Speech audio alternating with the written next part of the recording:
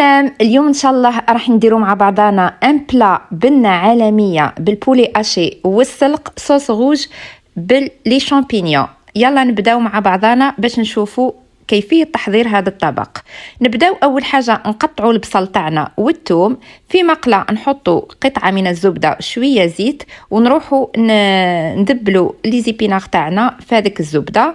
نجيبوا لي شامبينيون تاعنا نقطعوهم بعد ما نقشروهم بيان سور، ونجيبوا ان ريسيبيون نحطوا فيه البولي اشي مع السلق هذاك اللي دبلناه شوية مع شوية زبدة. نضيفوا شوية ثوم مبشور، شوية بصل مقطع قطع صغيرة جدا، ونضيفوا هنا شوية كزبر ومعدنوس، حبة بيض، ونجيو نضيفوا التوابل اللي هي ملح، زنجبيل، فلفل كحل، كركم، شوية كمون وشوية بابريكا حلوة ولا حارة، ونخلطوا كلش مع بعضه ونبداو نزيدوا في لاشابلور حتى نتحصلوا على هذا القوام، يعني نقدروا نشكلوا لافاغس دي بولات.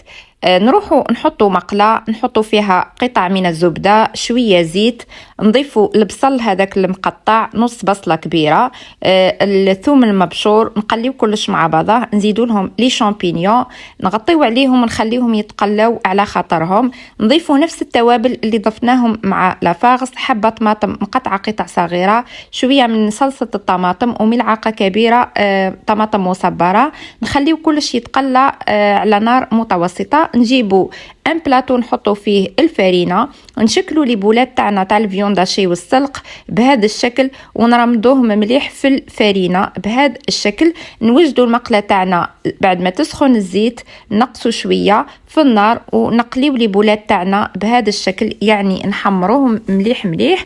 ونروحوا للاصوص هذيك نزيدوا لها 2 ملاعق كبار تاع طماطم مصبره، نحلوها في شويه ماء شويه سكر، ونضيفوها للصوص. وبعد ما تغلي لاصوص تاعنا نحطوا فيها لي بولات، والطبق تاعنا راهو واجد. شوفوا كيفاش المرق تاعو يجي قراب بنين وعاقد، ولي بولات هذوك تاع لابيوند تاع البولي اشي مع السلق بنه ما نحكي لكمش عليها. ننصحكم تجربوا الوصفه. الطبق هذا بنين بزاف وراقي بريزونطابل. ما تبخلونيش باللايك. سلام.